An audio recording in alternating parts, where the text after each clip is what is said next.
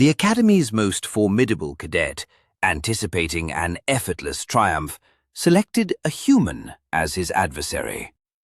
3 trials later, the entire class collectively grasped the gravity of their misjudgment. I wouldn't claim to be the worst cadet at the Galactic Defense Academy, but I certainly wasn't accumulating any accolades for superior performance either. My name is a mid-tier individual with blue scales that iridescently shimmer when I'm under pressure, which, regrettably, occurs more frequently than I prefer to acknowledge. My species is generally competent across various domains, yet outstanding in none, essentially positioning us as the galactic equivalent of that student consistently earning a B-. Not stellar, not awful, just present. The Advanced Combat Tactics classroom was situated on the 47th floor of the Academy's primary spire. Its walls were composed of sleek metal, complemented by holographic displays that made everything appear significantly more grand than it actually was. Rows of seating encircled a central arena platform, apparently because witnessing your peers potentially embarrass themselves was deemed educational. The air carried the scent of recirculated oxygen, and whatever cleaning solution was utilized on the floors. Sharp and chemical, with a faint hint of someone's lunch from 3 periods prior. I settled into my usual spot, the 3rd row on the left side, beside Thorx. Thorx, of Wharton, was built as if someone had deliberately layered muscle upon muscle, then added even more muscle for good measure. He possessed grey skin, 4 arms, and an ego expansive enough to fill the entire classroom twice over. I'll concede he was proficient in combat, but he never allowed anyone to forget it for more than a few moments. Another day of demonstrating to these weaklings how true warriors operate, Thorx declared, cracking the knuckles on all 4 of his hands simultaneously.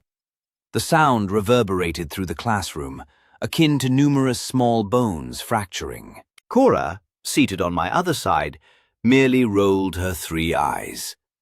She was a Theasian, tall and slender, with silver skin that reflected light in peculiar, disquieting ways. Skeptical about everything, she was, in all honesty, the sharpest among us. "You know the instructor can hear you, right?" she murmured, her translator chip converting her clicks and whistles into perfectly comprehensible galactic common. "Let him hear," Thorx retorted, leaning back in his seat with the self-assuredness of someone who had never experienced genuine humility. "What's he going to do? Give me extra training? I welcome it." I interjected, "Nothing, because that's what mid-tier students do. We survive by keeping our heads down and our mouths shut."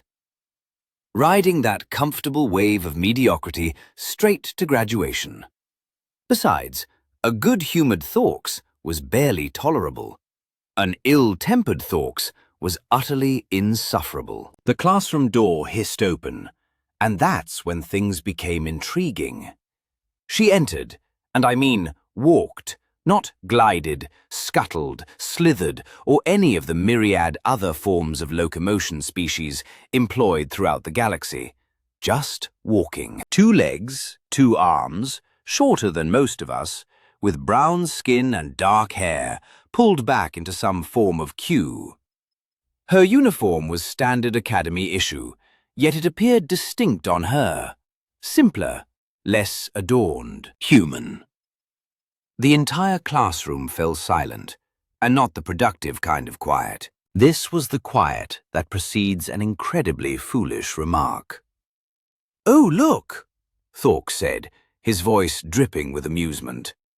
"They finally sent us one of the soft-worlders. I heard they were admitting humans to the Academy now, but I thought it was a jest." Cora leaned forward, scrutinizing the human with the intensity of someone examining a particularly perplexing artwork. "Cassidy Rains," she read from her datapad. "Exchange program from Earth. Huh. They're smaller than I anticipated." The human, Cassidy, showed no reaction to any of this. She simply located an empty seat near the front, sat down, and retrieved her own datapad, as if this were the most mundane occurrence in the universe. No defensive posturing, no anxious glances around the room, nothing but composure. That, honestly, should have been our initial hint. "Soft-worlders," Thorks repeated, louder this time, ensuring everyone could hear. "That's what we call them, you know. Their planet has virtually no predators, comfortable gravity, stable weather. They evolved in paradise, and now they believe they can compete with the rest of us." Several other cadets chuckled, the kind of mean-spirited laughter that leaves you feeling slightly sullied for having heard it. I didn't laugh, but I also didn't defend her. Mid-tier students don't create disturbances, remember? Cassidy still didn't turn around.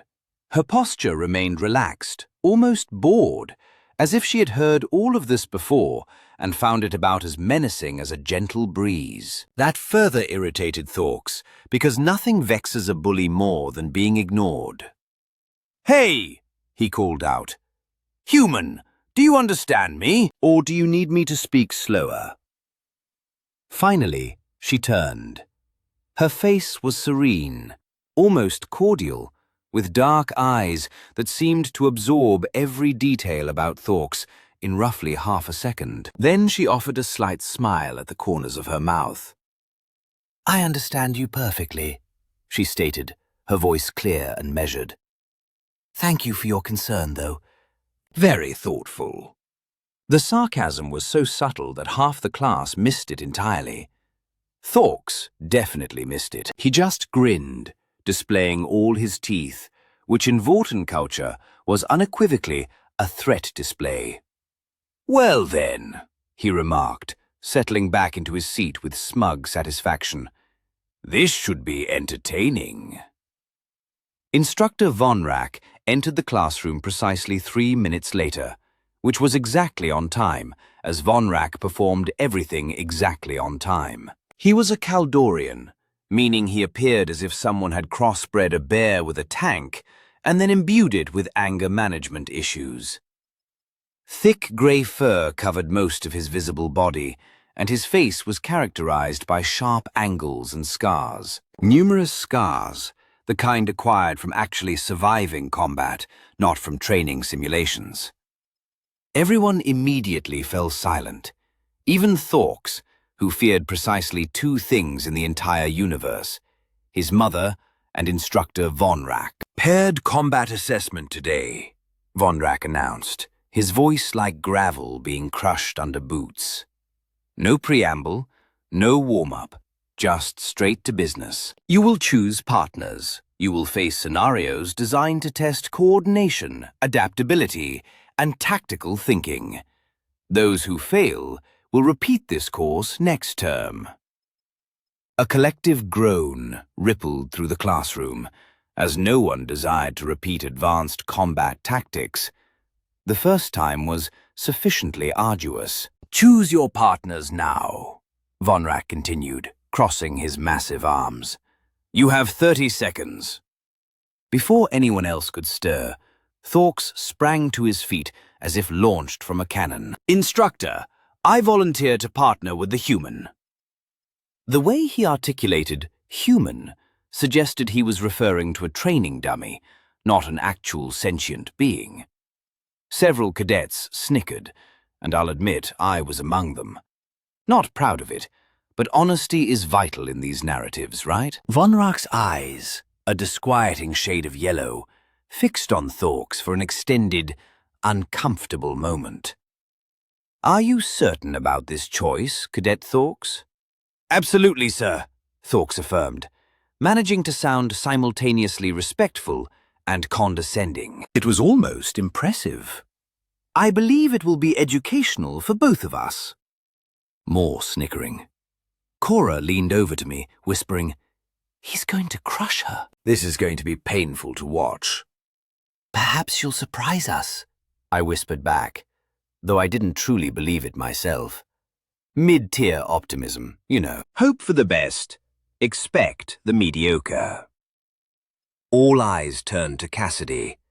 She hadn't moved from her seat, hadn't altered her expression, hadn't done anything but listen.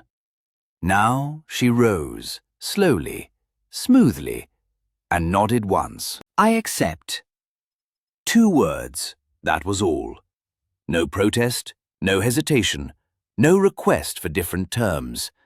Just acceptance. Thorks's grin widened even further, which I hadn't thought physically possible. Excellent. This will be over quickly. Indeed, Cassidy responded, and again, that subtle tone that could have signified absolutely anything. Von Rach gestured toward the central arena platform, and the floor began to reconfigure itself. Panels slid away, holographic projectors hummed to life, and suddenly, we were observing a full combat simulation arena. The space expanded, or at least appeared to expand, into a vast environment, complete with terrain variations, obstacles, and environmental hazards. Standard Academy technology, yet impressive every single time. The assessment will comprise 3 challenges, Von Rach explained, his voice cutting through the excited murmuring of the class, each designed to test different combat competencies. Cadet Thorks, as the challenger, you may choose the parameters for each challenge. Oh, that was simply cruel. Granting Thorks control meant he could select scenarios specifically tailored to make himself appear skilled and the human appear inept. I glanced at Cassidy to see if she grasped the disadvantage she faced. She did. Her expression indicated she absolutely understood. She simply didn't seem to care. First challenge, Thorks announced, stepping onto the platform with the swagger of someone who had already secured victory. Obstacle course with gravitational shifts. Let's see how well soft-worlders handle real physics. Cadets around me immediately began retrieving their datapads, and I realized with a sinking feeling that they were placing bets, actual bets, on how badly the human would lose. 10 credits says she doesn't finish, someone behind me said. I'll take that action, another voice responded. 5 credits says she finishes, but scores bottom 20 percentile. Anyone betting she actually wins? That elicited genuine laughter, the kind that echoes through a room and makes you feel like you're part of an inside joke, even if the joke is terrible. Nobody took that bet, not even me, and I was usually prone to ill-advised wagers. Cora was calculating something on her datapad. Her 3 optical sensors converged with intense focus. Gravitational fluctuations favor species endowed with highly developed balance mechanisms. Bortons possess 4 such organs, while humans are equipped with the standard 2 structures in their inner ears. She is destined to stumble within the initial 60 seconds. I concurred, finding the assessment logical.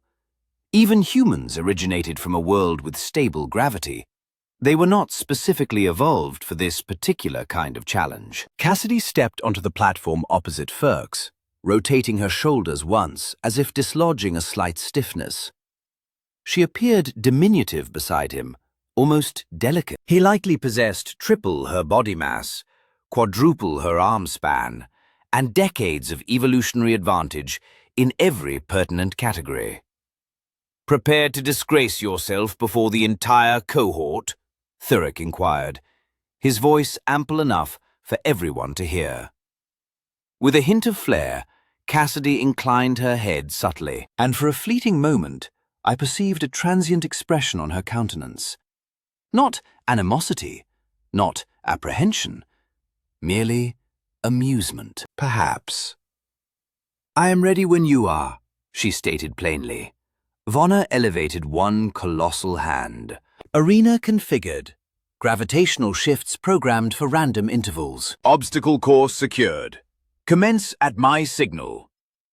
The chamber became utterly hushed, save for the subtle hum of the holographic projectors and the quiet clicking of final wagers being placed.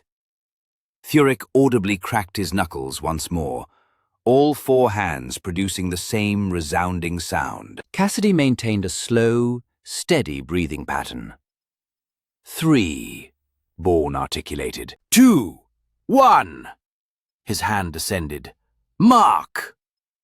Thurek propelled himself forward like a projectile imbued with fury. And I must concede, his performance was impressive.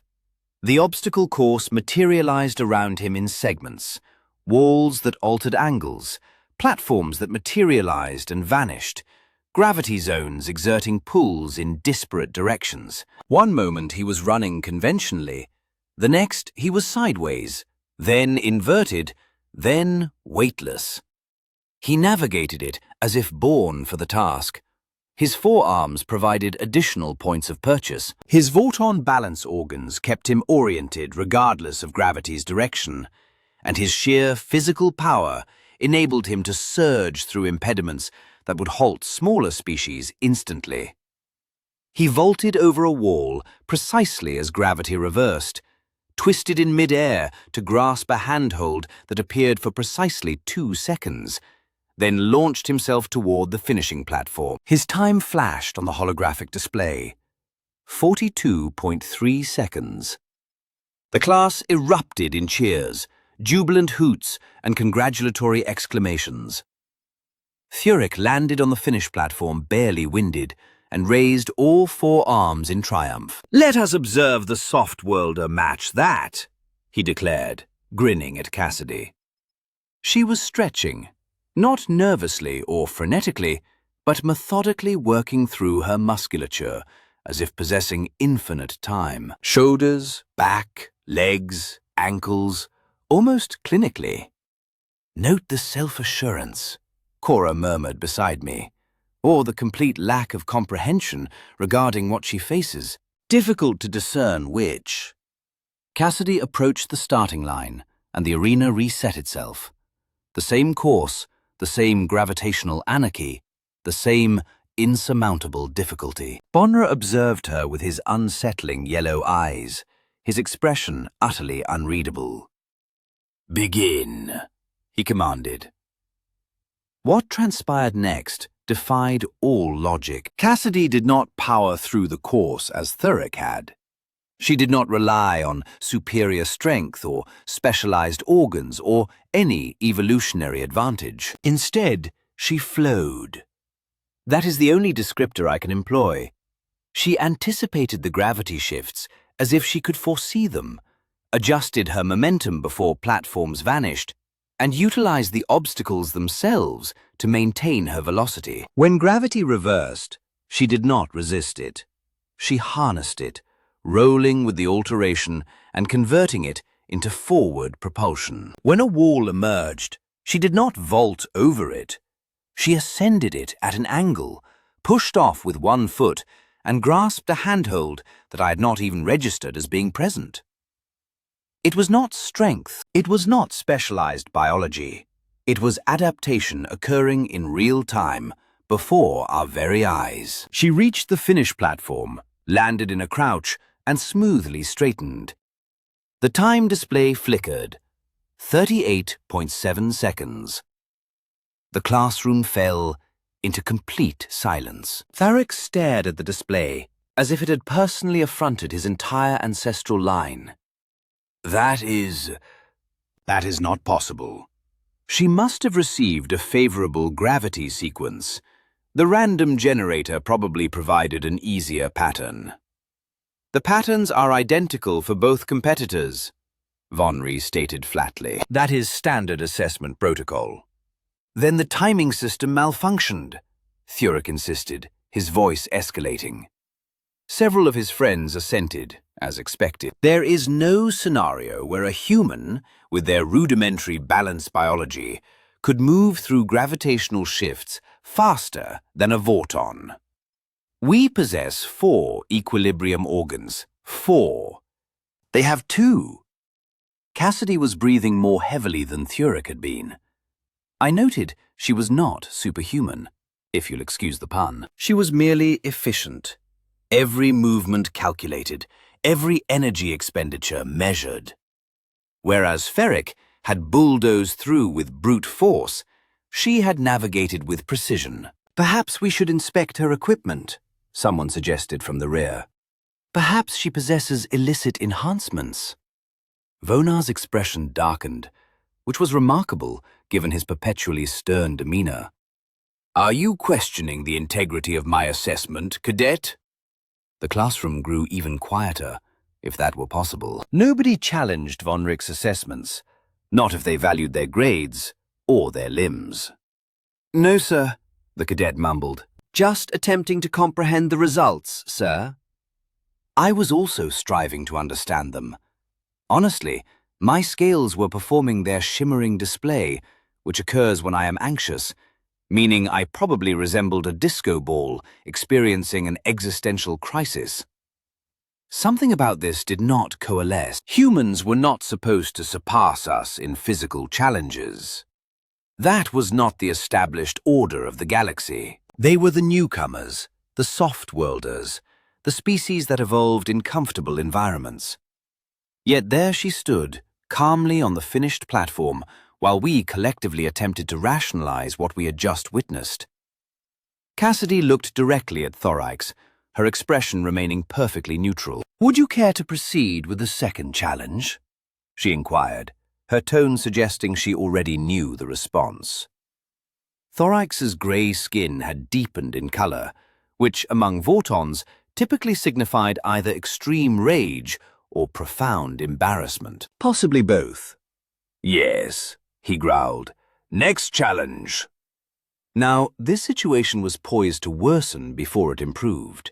I sensed it in my scales. Ka leaned forward, her three eyes gleaming with what I recognized as calculated malice. "Weightlifting. Invariable gravity," she suggested, her voice carrying across the arena. "That should swiftly resolve this." Thuric immediately embraced the idea, as he predictably would. "Perfect! Strength is quantifiable. Objective. No room for fortunate timing or convenient gravity sequences."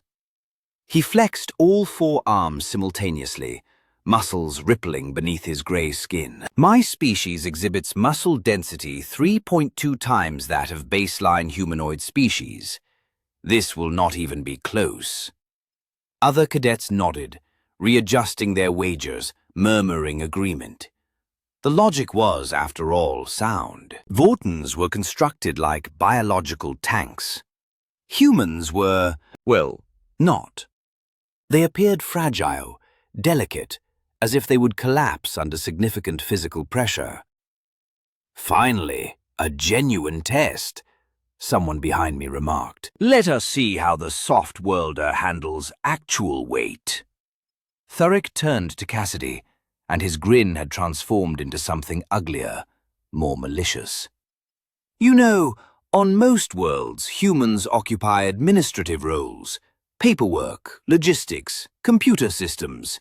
Safe, comfortable indoor work, because your bodies simply cannot withstand the physical demands that true warrior species take for granted. No shame in admitting that, soft-worlder. You could withdraw now. Save yourself the humiliation."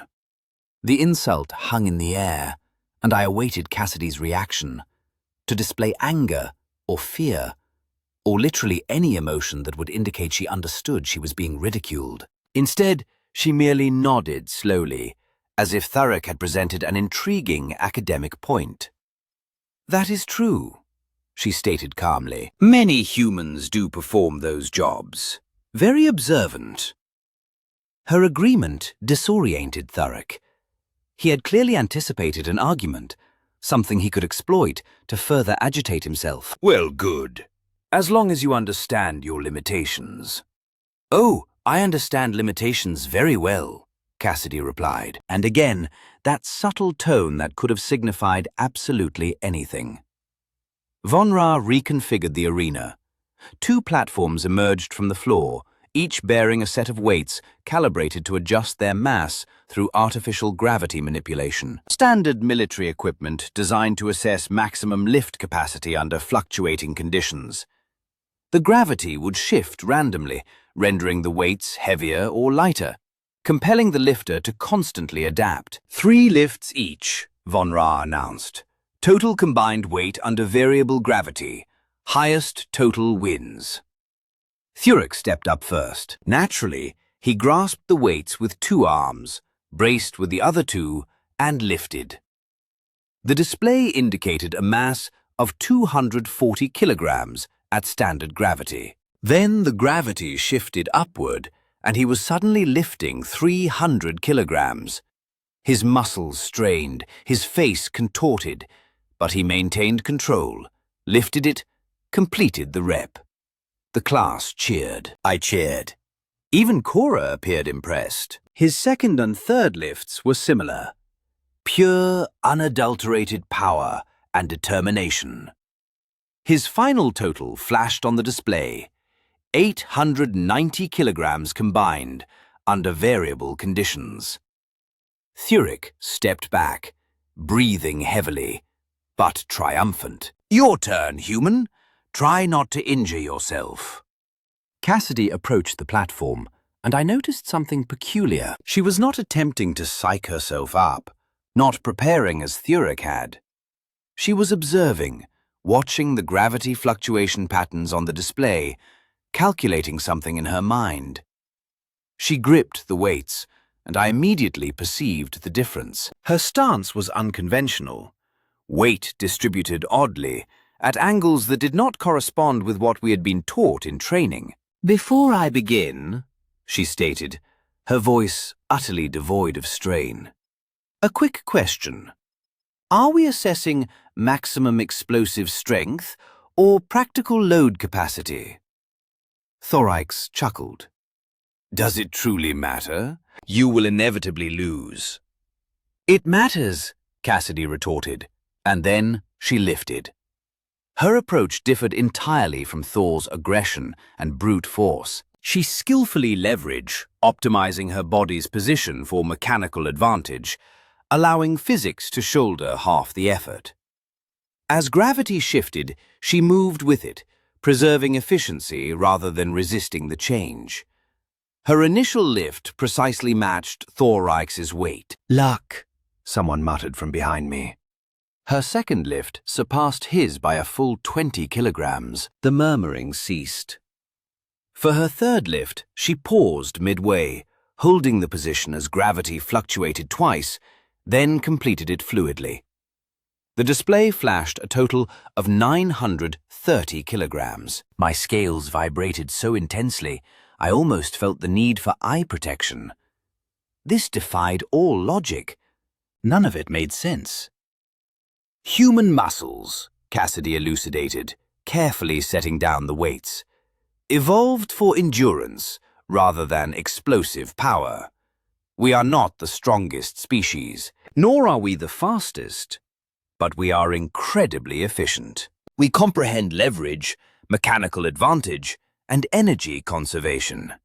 Your muscles are denser, yes, but they fatigue at a quicker rate. Mine can sustain output for longer periods with less energy expenditure. She was breathing heavily. I noticed perspiration on her forehead and a slight tremor in her hands. This had demanded significant effort from her, real, palpable effort. She was not superhuman. She was merely optimized differently. Thorax stared at the display as if it had personally betrayed him. This is you. That is not how strength functions. It is precisely how strength functions, Cassidy calmly countered. You are simply measuring it incorrectly. I was beginning to grasp an uncomfortable truth, one that rattled my mid-tier student intellect. Perhaps, just perhaps, we had fundamentally misunderstood humans entirely. Thorax was visibly struggling to process this. His usually grey skin had taken on a purplish hue, a colour I hadn't realized was possible for Vortons. All 4 of his fists were clenched so tightly that I could hear his joints audibly popping from 3 rows back.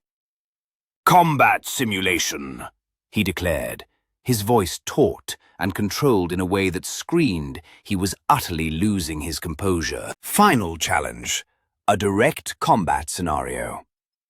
Von Ra arched an eyebrow, a notable reaction, given that Von Rach's face typically displayed only one expression, a vaguely menacing disappointment. Specify parameters. Predator survival scenario, Thorax quickly stated. Multiple hostiles, aggressive behavior patterns, escalating threat levels. Let us observe how soft-worlders cope with genuine pressure, genuine peril, the kind of situations that cause lesser species to crumble. Ah, he was aiming for a knockout blow. Predator scenarios were psychological ordeals crafted to trigger every survival instinct, then test one's ability to think clearly while those instincts screamed for flight. They were not about sheer strength or speed. They were about maintaining composure when everything in one's biology urged panic. "Are you certain about this choice?" Von Rich inquired, and there was a nuance in his tone. A warning, perhaps, or amusement. With Calderan's, it was difficult to discern. "Absolutely certain," Thorax affirmed. "Unless the human wishes to concede now." Every eye in the classroom pivoted to Cassidy. She had been standing quietly, allowing her breathing to normalize, and now she met the collective gaze with that same unsettling composure. "I accept," she stated simply. "The same scenario for both of us." "Obviously," Thorax snapped. "I am not afraid of fair competition." That should have been his second clue. Frankly, the fact that she requested the identical scenario should have told him something profound. The arena reconfigured once more, this time into a dense jungle environment, all shadows and humid air, with the distinct sounds of unseen movement. Holographic, yet realistic enough to elicit primal biological responses. I felt my scales tingle just observing its formation. Thorax entered the simulation first, and instantly the predators materialized. Sleek, swift, with an abundance of teeth and a dearth of mercy. Standard Academy nightmare fuel. He engaged them exactly as we had been trained. Identify threats, prioritize targets, utilize superior firepower and positioning. Textbook tactics, flawlessly executed. He completed the scenario in 6 minutes and 41 seconds, emerging from the simulation slightly winded, but triumphant. "That," he announced, "is how trained warriors operate under pressure." The class applauded, but it was subdued now. Nobody was entirely sure what was transpiring anymore, and uncertainty made everyone anxious. Cassidy stepped into the simulation, and the arena reset. The same jungle, the same predators, the same escalating threat pattern. What she did next bore no resemblance to our training. She did not engage the predators directly. Instead, she manipulated the environment, snapping branches to create diversions in one direction, while subtly moving in another. She instigated conflicts among the predators themselves, triggering their territorial instincts and turning their aggression inward. When she did fight, it was swift and brutal, targeting vulnerabilities we had never been taught to exploit. It was not honorable combat. It was not fair. It was definitively effective.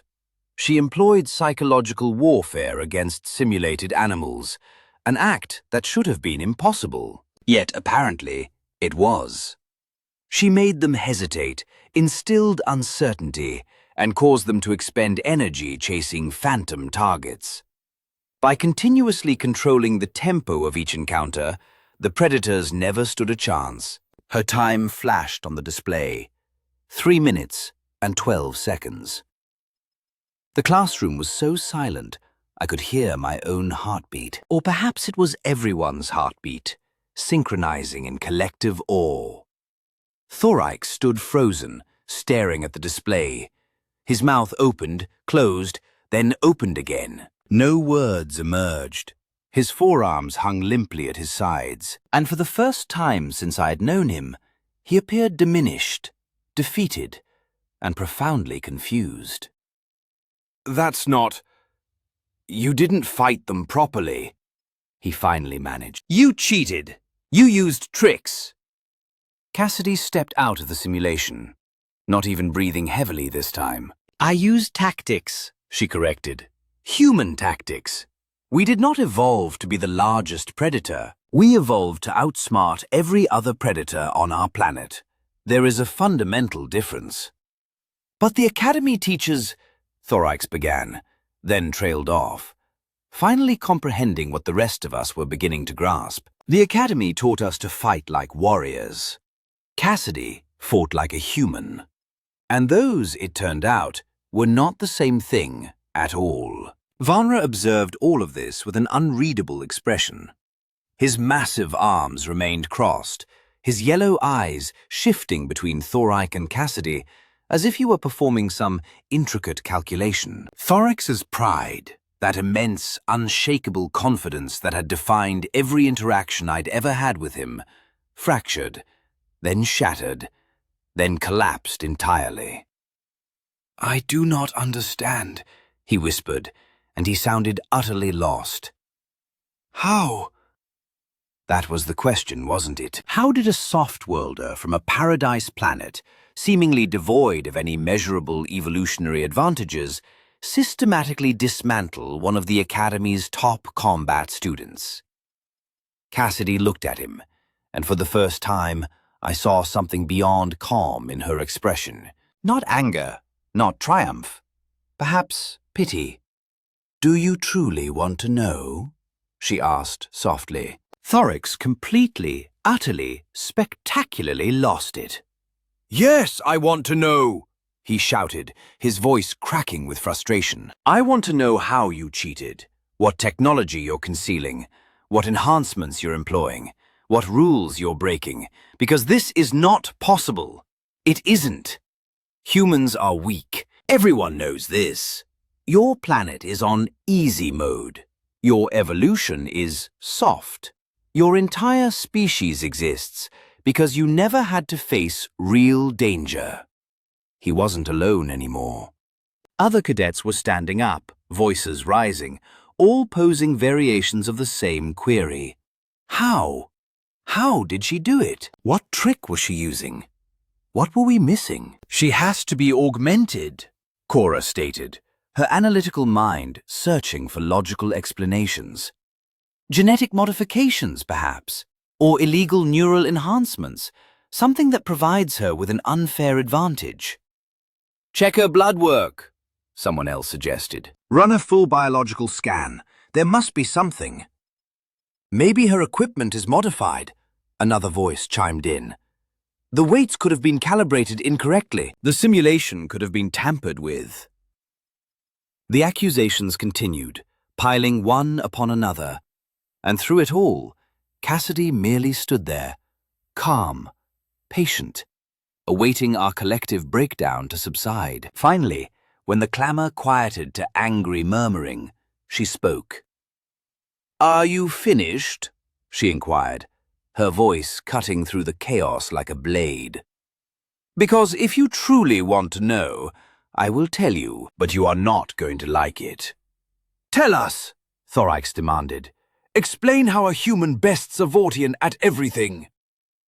Cassidy took a breath, and I realized she had been anticipating this, perhaps even hoping for it. "Earth," she began, "is what you would classify as a Class 12 death world."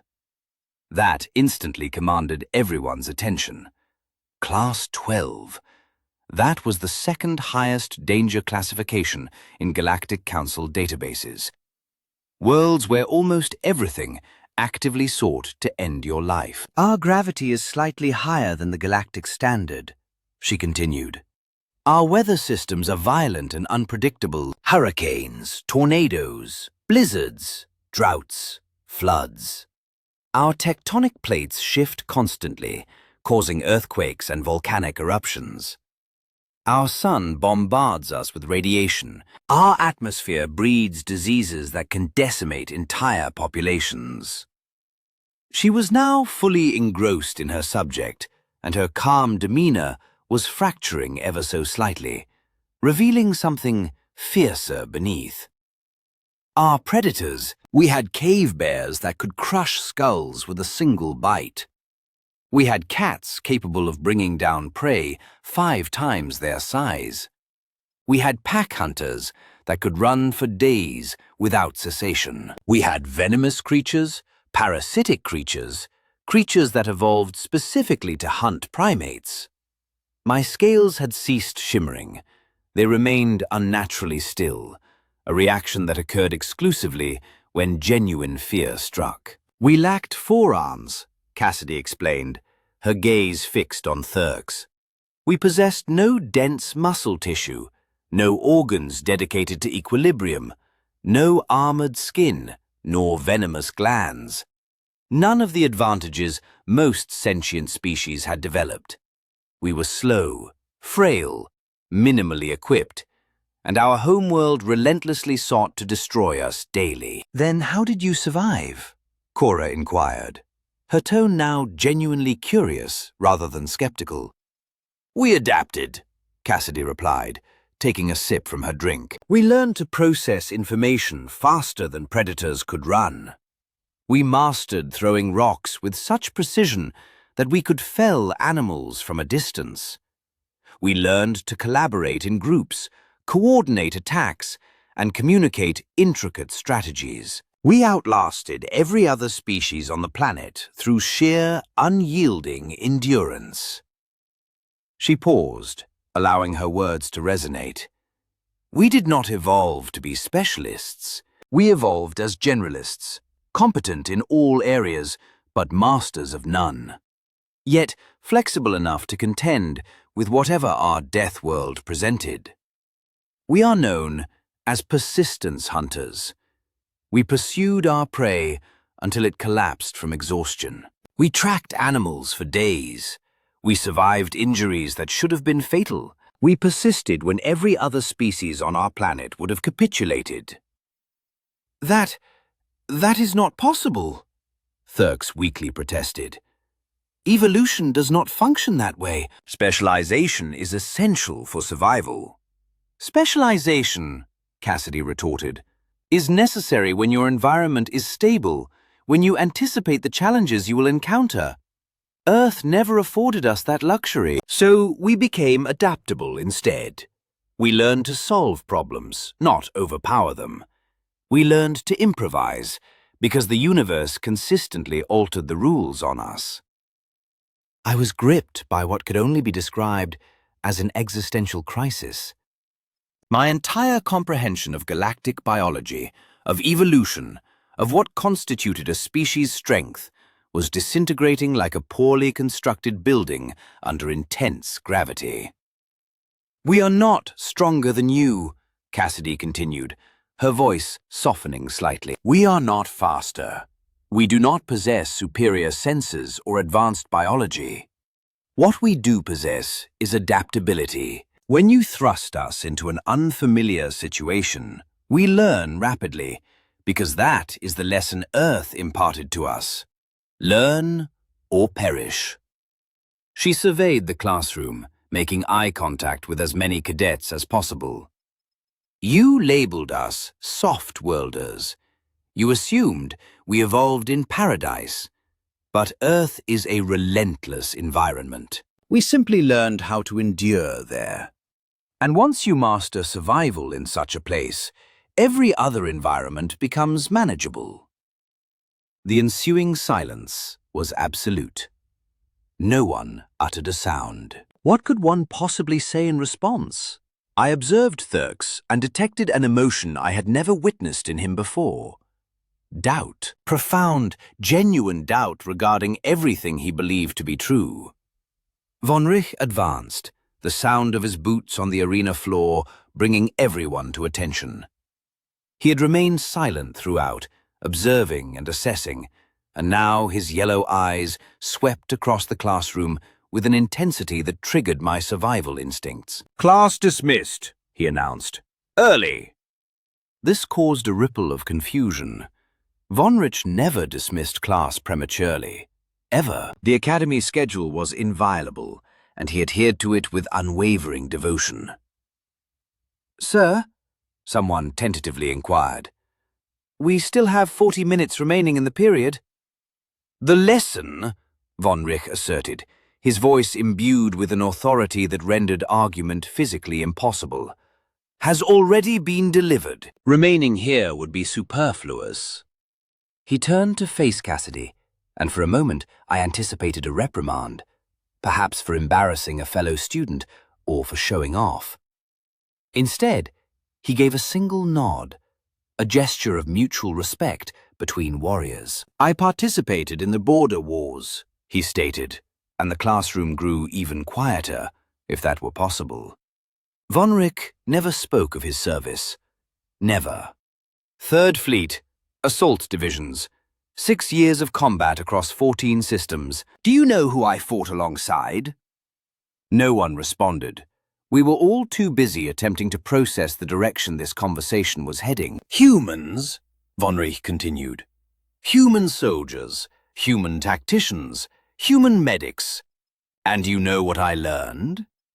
He paused, letting the question hang in the air. "Everything Cadet Rains just shared with you is accurate."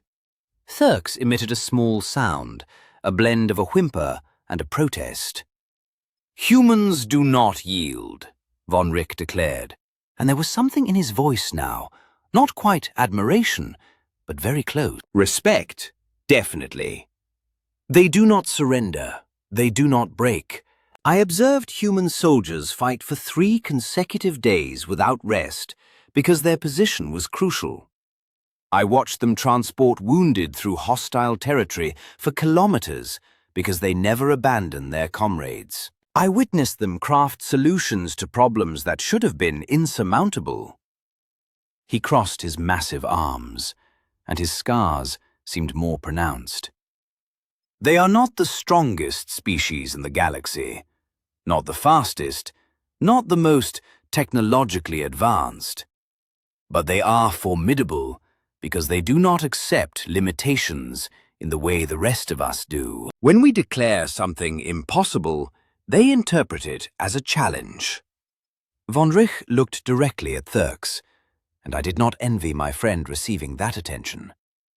"You entered this assessment believing yourself superior due to your biology, your muscle density, your extra limbs, your evolutionary advantages. You thought those attributes made you a better warrior." Thurks remained silent, his 4 arms limp, appearing as though someone had physically removed his spine. "They do not," Von Rich stated flatly. "Being a warrior is not about physical advantages. It is about adaptability under pressure. It is about resolving problems when the situation is chaotic. It is about refusing to quit when every logical calculation suggests you should. That is what humans comprehend. That is what most of you do not." He gestured towards Cassidy, who stood quietly, seemingly a bit uncomfortable with the scrutiny. "Cadet Rains did not prevail today through deception. She prevailed because she approached problems differently than you. She perceived obstacles you did not. She employed solutions you were not trained to consider. That is not a flaw in her approach. That is a flaw in yours." The words struck like physical blows. I saw cadets flinch, witnessed understanding spread across faces. We had been so confident, so certain of our superiority, and it had been founded on nothing but assumption. "The most crucial lesson you will acquire at this academy," Von Rich continued, "is that underestimating your adversary is the quickest route to defeat. Species, size, biology, technology, none of that is relevant if you enter a situation convinced you have already won." He scanned the classroom, ensuring everyone was attentive. "You just observed a human defeat one of our top combat students in 3 distinct scenarios. not through superior physical power, not through biological advantages, but through adaptation and strategic thinking. If that does not instill humility, nothing will. Cora stared at Cassidy, her 3 eyes wide, as if seeing her for the very first time. Other cadets exhibited similar expressions, a blend of shock, respect, and something akin to apprehension. Thurks finally spoke, his voice barely a whisper. "I apologize, Cadet Rains. I was mistaken about everything." It was arguably the most honest sentiment I had ever heard him utter.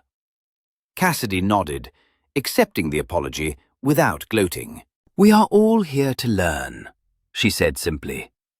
"Today you learned something about humans. Tomorrow perhaps I will learn something about Vortins. That is how this operates." Von Richer's expression softened slightly.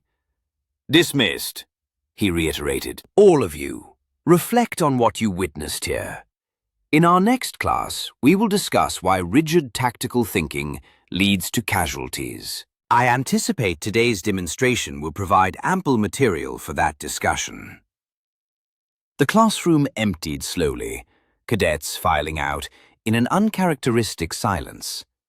No jokes, no boasting, no loud conversations about weekend plans. Only quiet contemplation and the occasional backward glance at Cassidy, who was collecting her datapad and preparing to depart, as if it were just another ordinary day. I should have left as well. Mid-tier students do not attract attention to themselves. They do not involve themselves in situations. They do not create disturbances. But my scales were still performing that nervous, shimmering action, and my mind was attempting to reorganize everything I thought I knew about the universe. And somehow my legs carried me toward her before I could dissuade myself. "Cadet Rains," I said, and my voice only cracked slightly. "Progress." She looked up, her expression patient, waiting. I wanted to... I should... Words were proving difficult now. "Right. I apologize for laughing earlier, for assuming you would fail, for believing humans were inferior to us." The words tasted bitter as I admitted them, but they needed to be spoken. Cassidy's expression softened, and she offered a slight smile. Not smug, not triumphant, just kind. "You were operating with incomplete information," she said. "Most species are. Humans are new to galactic society. We have only been part of the community for, 30 years? You haven't had sufficient time to truly comprehend us yet." "Still," I insisted, "I should have known better than that. Should have judged you on your actual abilities, not on assumptions." She tilted her head, considering me. "You know what I appreciate about you, Vorko?" She remembered my name. I had uttered it once 3 weeks prior, and she remembered. "You are willing to admit when you are wrong. Not everyone possesses that quality. Thurks might reach that point eventually, but you are already there. That holds significance." The compliment caused my scales to shimmer even more, but in a different way now. Less nervous, more hopeful, perhaps. "Would you?" I hesitated, then pressed forward. Mid-tier students do not take risks. But perhaps it was time to cease being mid-tier. "Would you be willing to train together sometime? I believe I could learn a great deal from your approach." Her smile broadened.